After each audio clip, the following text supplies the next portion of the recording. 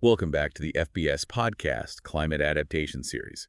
We're really diving deep today into how climate change is reshaping forest operations, specifically up in those northern forests.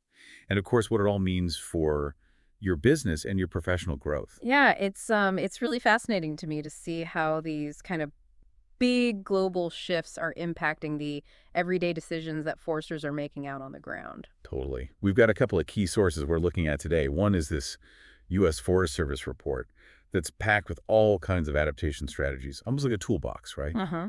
And the other one is a Vermont-focused needs assessment. That one really highlights the real-world challenges that forest businesses are facing. Yeah, this needs assessment from the Forest Business School. It's a great way to connect the dots. You've got the broad strokes from the Forest Service, and then this assessment brings it down to the concrete needs of the folks working in the Northeast. Exactly. Okay, so let's jump into it. The first thing that really jumped out at me was this whole idea of warmer winters and how that impacts predictability. Both sources talk about this trend, warmer winters with less snow cover and way fewer frozen ground days. Right. So you know how we used to be able to rely on the ground being frozen solid for certain stretches? Yeah. That might be a thing of the past. Yeah, and that shift, I mean, having a shorter operating window that's much more variable, it has a huge impact, especially when you're working on sites with sensitive soils. Rutting, soil compaction from heavy machinery, erosion from all the extra runoff. These are big concerns, especially for folks, mid-career professionals who have built their expertise around a certain set of operating conditions. That's a great point. So knowing that frozen ground is becoming less reliable, what are some of the ways that we can adapt our operations? What really stood out to you in that Forest Service report? Well, one of the strategies they talked about, it's pretty straightforward actually, is something called back to front harvesting. It basically means prioritizing the wetter areas first, when you've got the best access. And then as the season goes on, as conditions change, you're moving toward the drier, more accessible areas. That makes a lot of sense from a planning perspective. But wouldn't that require a ton of coordination up front, especially on larger operations, or if you're working with multiple landowners? That's a really good point. It definitely requires more communication and flexibility from everyone involved. But the payoff could be huge. You could potentially reduce the environmental impact and avoid all those costly delays later in the season. So it sounds like it's a good opportunity to use those leadership and communication skills that you've been honing throughout your career. Exactly. That's where the professional growth piece really comes in. Successfully adapting to these changes isn't just about technical skills. It's about strong leadership, communication, problem solving, all of that. And that's something we really emphasize at the Forest Business School. Helping folks in the middle of their careers develop those leadership skills so that they can become agents of change in the industry. Absolutely. And these challenges, they're a prime opportunity to put those skills to work. Okay, so back to front harvesting is one approach. What else did the Forest Service have to say? Well, this one might sound a little surprising. They talked about strategic/placement. Basically using those leftover branches and treetops as a protective layer, almost like armor on your skid trails. It can reduce rutting and compaction. So it's like building a corduroy road out of slash. Yeah, I've heard of that, but isn't it super labor intensive? It can be, yeah, but the report pointed out that even a thin layer of slash can make a big difference, especially on those really sensitive sites. So it's about finding that balance between the effort involved and the potential benefits. It's another opportunity to weigh the costs and benefits, which is a crucial skill for folks running their own businesses or managing budgets for larger organizations. Absolutely. Climate change is going to force us all to get more creative and resourceful, and sometimes that means looking back at techniques that we might have dismissed in the past. Okay, we've talked about planning and slash management. What about equipment? Does the type of machinery play a role in minimizing soil impacts? Oh, absolutely. The report suggests looking into low ground pressure equipment, especially for operations on wetter sites. It could mean lighter machines, wider tires, even tracked equipment in certain situations. I imagine that would be a pretty big investment for a lot of businesses. It definitely can be. But again, you have to weigh those upfront costs against the long-term benefits. Reducing soil damage isn't just good for the environment, it also improves the productivity of the site, which ultimately benefits your bottom line. And, the Forest Business School can help folks develop those financial analysis skills to make those decisions. That's a good point. Investing in the right equipment now could pay off in the long run. both financially and environmentally. Right. And it could give you a competitive edge, too, as more landowners and agencies start prioritizing climate-resilient forestry practices. So we've got some good strategies for dealing with compaction and rutting on those wetter sites. But what about erosion control in general? With the prospect of more extreme rain events, I imagine that's a major concern. Absolutely. The Vermont needs assessment really highlighted erosion control as a top priority. And the Forest Service report offers some specific recommendations. It's interesting, they basically suggest beefing up our standard erosion control practices, like increasing the number or size of water diverters. Makes sense. Bigger water bars to handle bigger storms. Yeah. What else do they recommend? Well, they also suggest being strategic about the placement of those water diverters so they can handle larger volumes of runoff. And installing them before the ground freezes can help avoid those frozen ground headaches later on. Good point. Getting ahead of the game is always a smart move. Speaking of smart moves, I know the Vermont Needs Assessment really emphasizes the need for flexibility in planning and operations, but I think we'll save that for part 2 of this deep dive. Stay tuned. Welcome back to the FBS Podcast Climate Adaptation Series. You got it. We're going to pick up our conversation about how to adapt those forest operations in the face of climate change, We've covered some pretty important strategies so far from that U.S. Forest Service report. Oh, yeah. Things like that, back to front harvesting and using/strategically to protect those sensitive soils we talked about. Right. And we even touched on the need for flexibility, which is something that Vermont Needs Assessment really emphasizes. Yes, and that need for flexibility, it's especially important when we start thinking about wetlands and stream crossings, two areas where climate change is really having a big impact. Okay, let's dive into those. Then I know from experience those can be tricky areas to manage even under normal conditions. Oh, yeah, for sure. And climate change is definitely adding another layer of complexity. Let's start with wetlands. I know the Forest Business School Needs Assessment highlighted how important they are in regulating water flow. Yeah, they're really essential, especially as we see these more extreme precipitation events. But wetlands, they're also super sensitive to disturbance. You're absolutely right. And as we were talking about earlier, those frozen ground conditions that used to give us some protection are becoming less and less reliable. So what can we do? Well, the Forest Service report had some good advice. I'm all ears. Okay, well, first and foremost, they said clearly mark your wetlands, and that includes seasonal ponds, the ones that might not be obvious during dry periods. You say make sure everyone on the ground knows exactly where those sensitive areas are. Exactly. That's the key. This simple step can help avoid accidental disturbance, especially when conditions are changing so rapidly. Makes sense. What else did they have to say? Well, they talked a lot about using timber mats to minimize compaction and rutting, especially in and around wetlands. You mean those heavy-duty mats that spread out the weight of the equipment? Exactly, and in wetlands, they're particularly useful because they're easier to remove than slash or corduroy, without disturbing the ground as much. So less disturbance, less long-term impact. Got it. Another key recommendation was maintaining good cross-drainage in wetland crossings. Yeah, the report really emphasized that. Absolutely. With all this extra rainfall, we need to make sure those culverts and crossings can handle the increased flow. So making sure those crossings don't act like dams or bottlenecks that mess up the natural flow of water. Exactly. It's all about letting the water move freely through the system. That makes sense. Okay, we've covered some good strategies for protecting wetlands. What about stream crossings? Those always seem to be a high-risk zone for erosion. You're not wrong. And the combination of climate change and, these sensitive ecosystems, it means we have to approach them really carefully. It's a great chance for mid-career professionals to step up and demonstrate some leadership.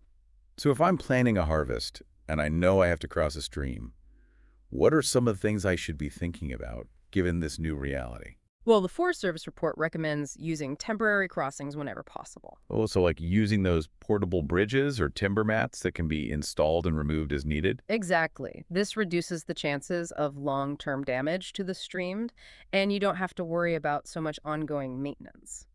Interesting. It sounds like a much more flexible and potentially less impactful approach than building a permanent structure. It can be, yes.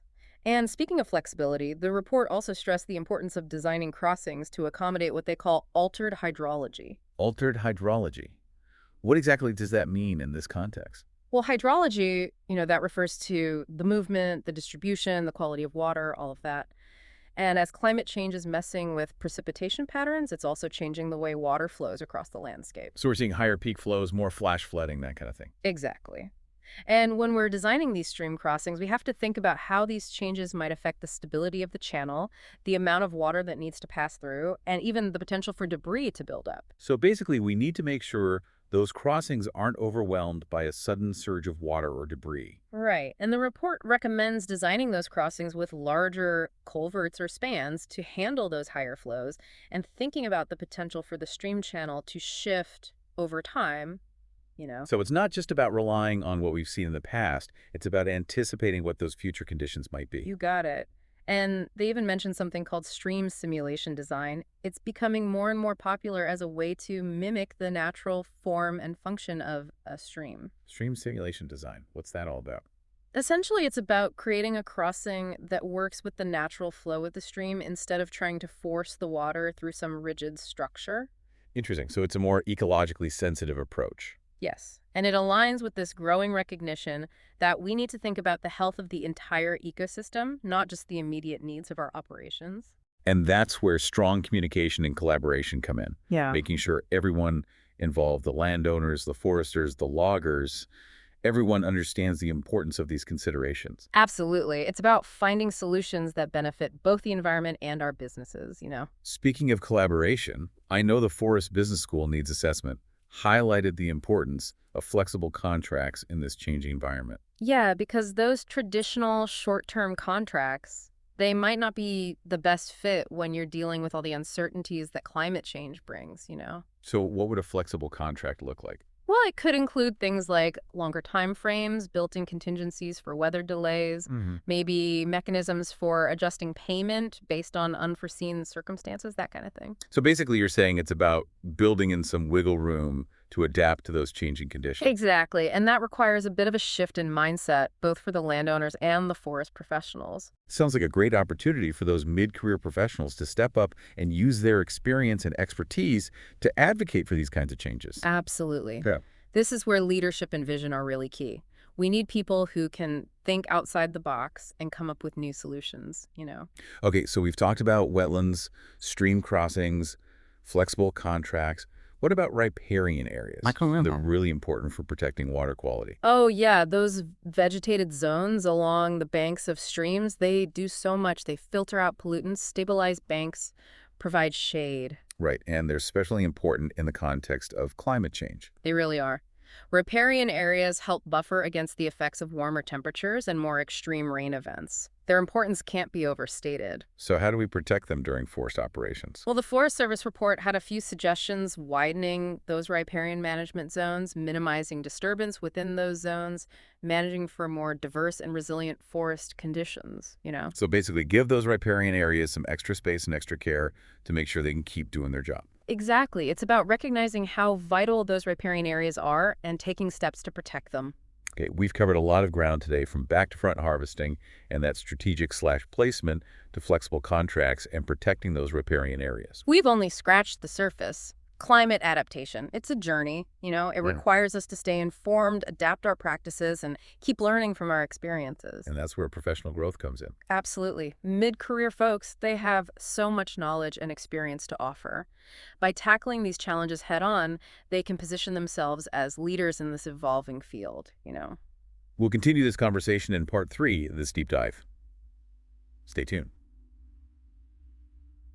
Welcome back to the FBS Podcast Climate Adaptation Series. It's time to wrap up our deep dive into how climate change is impacting forest operations, and what you as a forest professional can do to adapt and thrive. Right, we've covered a lot of ground, from those practical strategies in the Forest Service report to the real-world challenges from the Forest Business School's Vermont Needs Assessment. Yeah, it's been a lot, so let's try to bring it all together. What are the big takeaways for folks working in the industry? That's a great question. I think the biggest one for me is this need for a mindset shift. Climate change is here. It's time to move beyond business as usual. Exactly. We need to be more proactive. Integrate climate considerations into everything we do, from planning and harvesting to road building and closing out a site. And I think it starts with really understanding how climate change is impacting your area specifically. I totally agree. That Vermont Needs Assessment is a great example. It highlights the unique challenges they're facing in Vermont, but the process they used, it could be applied anywhere. So take some time to assess the changes you're seeing in your region. Warmer winters, less snow cover, more extreme precipitation. Yeah. How are these trends playing out where you work? And once you have a handle on those local impacts, you can start to think about which strategies from the Forest Service report might be a good fit. It's like having this toolbox full of options, right? Yeah, exactly. Yeah. And remember, there's no one-size-fits-all solution. The best approach is going to depend on the specific conditions, the goals, and the projected climate impacts in your area. So it's all about being adaptable, tailoring your strategies to the unique challenges of each situation. You got it. And that's where professional experience and judgment really come into play. Mid-career professionals, they have a wealth of knowledge to draw on. It's time to put those skills to work. Beyond those specific techniques, though, I think both sources really emphasize the importance of two fundamental principles: flexibility and collaboration. Yeah, flexibility is so important in this world of unpredictable weather and changing conditions. You got to be able to adjust your plans on the fly, respond to those unexpected challenges, maybe even switch to different sites or operations when you need to. It's like always having a plan B and maybe even a plan C. And collaboration is equally important. Right, working together with landowners, foresters, loggers, all the stakeholders. Share information, learn from each other, come up with solutions that benefit everyone. Because we're all in this together, right? Absolutely. We all have a stake in the health and productivity of our forest, both now and in the future. And, mid-career professionals are really well positioned to lead the way. That's a great point. This isn't just about adapting to change. It's about taking ownership, demonstrating leadership, shaping the future of the industry. Exactly. It's about using your experience to guide the next generation of foresters. And that brings us back to the mission of the Forest Business School. We're here to support you in the middle of your career, help you develop the skills and knowledge you need to be successful. So as we wrap up this deep dive, I want to leave you with a challenge. Okay, I'm always up for a good challenge. What is it? What is one action you can take today to start incorporating climate adaptation into your work? It could be something small. Maybe have a conversation with your crew, revisit your erosion control plan, or research some low ground pressure equipment. The important thing is to just take that first step. Turn that knowledge into action. Exactly. And remember, the Forest Business School is here to support you. Check out the show notes for links to that Forest Service report, info about upcoming workshops, all kinds of resources. And if you enjoyed this deep dive, make sure to subscribe to the FBS podcast for more insights and discussions about the future of forestry. Thanks for joining us. Until next time, keep learning, keep adapting, and keep growing.